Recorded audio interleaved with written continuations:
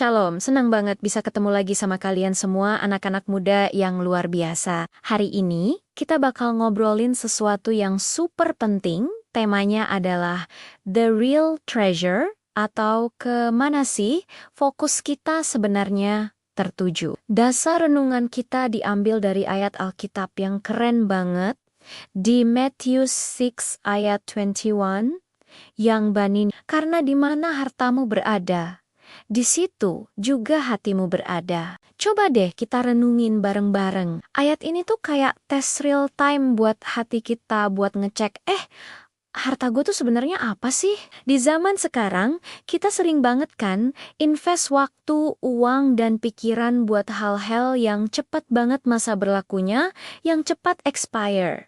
Contohnya, gadget terbaru yang tiap tahun ganti seri, tren fashion yang ganti tiap musim, atau bahkan cuma sekadar membangun citra diri yang sempurna di media sosial. Kita capek-capek ngumpulin likes, followers, dan validasi. Padahal semua itu bisa hilang dalam sekejap. Nah, firman Tuhan hari ini ngingetin kita dengan jelas, di mana harta lo, di situ juga hati lo bakal menetap. Kalau seluruh pikiran, tenaga, dan waktu lo cuma buat ngejar cuan, popularitas, atau hal-hal duniawi lainnya, ya jangan kaget kalau hati lo jadi terikat di situ. Hati kita jadi gelisah kalau nggak dapat yang kita mau. Jadi cemas kalau ketinggalan tren. Akhirnya, kita jadi budak dari harta duniawi kita sendiri. Tapi, ada pilihan lain. Gimana kalau kita coba invest di sesuatu yang beda? Sesuatu yang gak akan pernah lekang oleh waktu, yaitu kerajaan surga. Gimana caranya? Sederhana kok, dengan melayani sesama, dengan berbagi apa yang kita punya, entah itu waktu, talenta, atau materi, dengan bertumbuh dalam iman lewat doa dan baca firman. Saat kita mulai menginvestasikan diri kita untuk hal-hal yang kekal ini, hati kita juga akan mulai pindah. Hati kita akan settle di surga, fokus kita jadi benar, dan kita siap menyambut Dia kapanpun juga. Sekarang, gimana cara aplikasinya dalam hidup sehari-hari? Nggak perlu yang ribet-ribet dulu. Coba deh, tantang diri sendiri. Hari ini, coba unplug dari media sosial 15 menit lebih awal dari biasanya. Waktu 15 menit yang berharga itu pakai buat baca 1 atau 2 pasal dari Alkitab. Atau simply duduk diam dan berdoa ngobrol sama Tuhan. Kita coba geser prioritas kita. Dari yang tadinya FOMO alias fear of missing out sama gosip terbaru atau postingan teman, jadi fokus untuk mempersiapkan hidup kita yang kekal. Dari yang tadinya ngejar harta yang fana, kita mulai kumpulin harta surgawi. Kalau kita butuh contoh nyata, coba lihat kisah salah satu tokoh Alkitab yang luar biasa, yaitu Musa.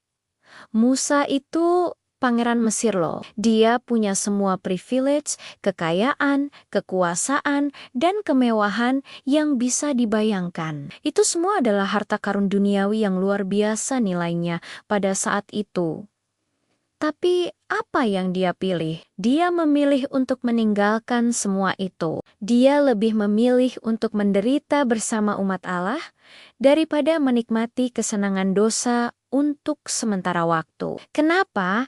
Karena Musa tahu mana the real treasure. Dia tahu bahwa mengidentifikasi diri dengan umat pilihan Tuhan dan mengikuti panggilan Naya adalah harta karun surgawi yang nilainya jauh melebihi semua emas di Mesir. Fokusnya benar. Hatinya ada di tempat yang tepat. Jadi, teman-teman, kesimpulan dari renungan kita hari ini sederhana. Jangan terlalu sibuk mengumpulkan harta yang akan expired, yang bakal rusak, yang bakal hilang. Mari kita sama-sama belajar untuk jadi bijak, untuk mengumpulkan harta yang kekal di surga. Harta yang gak akan pernah bisa dicuri, dirusak, atau hilang nilainya. Mulailah investasikan waktu, energi, dan hatimu untuk hal-hal yang berkenan kepada Tuhan. Sebelum kita selesai, mari kita tutup dalam doa. Mari kita satukan hati. Ya Tuhan, terima kasih untuk firman-Mu hari ini yang mengingatkan kami tentang harta yang sejati. Bimbinglah hati kami ya Bapa. Kami tidak mau terikat dengan harta duniawi yang fana dan sementara ini. Ajar kami untuk bijak, untuk berinvestasi pada hal-hal yang kekal. Jadikanlah kerajaan-Mu sebagai harta utama dalam hidup kami. Arahkan fokus kami hanya kepadamu. Di dalam nama Tuhan Yesus kami berdoa dan mengucap syukur. Amin. Terima kasih sudah nonton sampai selesai. Jangan lupa untuk terus bertumbuh dalam Tuhan. Sampai jumpa di video selanjutnya. God bless you.